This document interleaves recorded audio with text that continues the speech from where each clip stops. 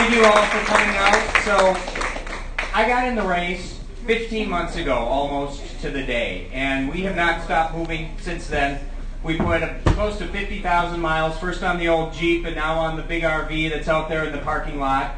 And I have talked to literally tens of thousands of Minnesotans, not in 10-second sound bites on TV like Tim Pawlenty is, but face to face, so that I can look them in the eye and tell them how we are going to fundamentally change this state and make their lives better.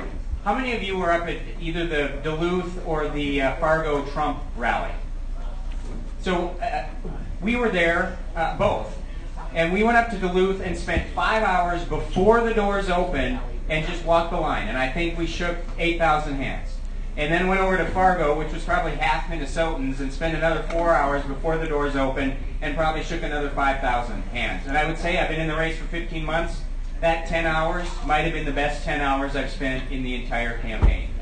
Because those are the people that are driving me in this race. Not because they're Trump supporters, but because they represent the millions of Minnesotans who aren't political activists. They're not part of the political class.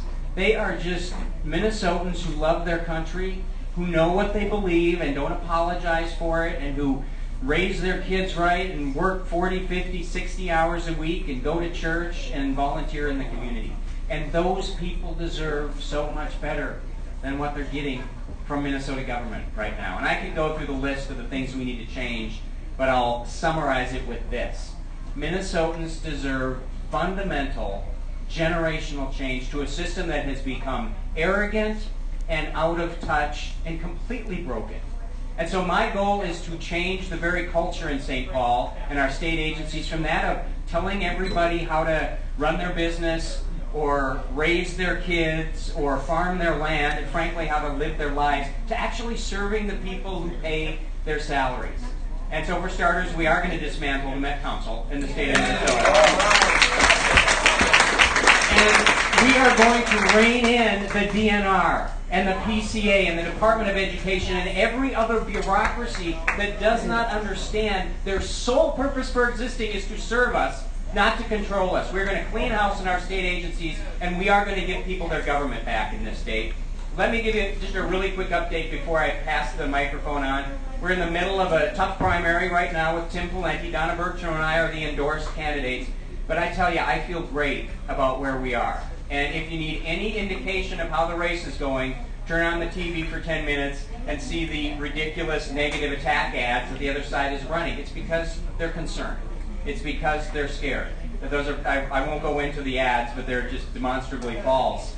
But we feel that as we're driving around the state. There's an energy right now and an interest at the grassroots level that I have not seen before the last week or two.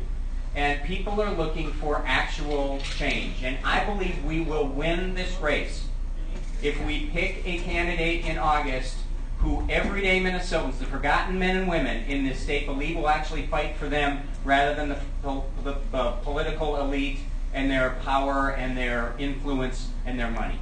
We will not win if our candidate appears to be more of the same to them.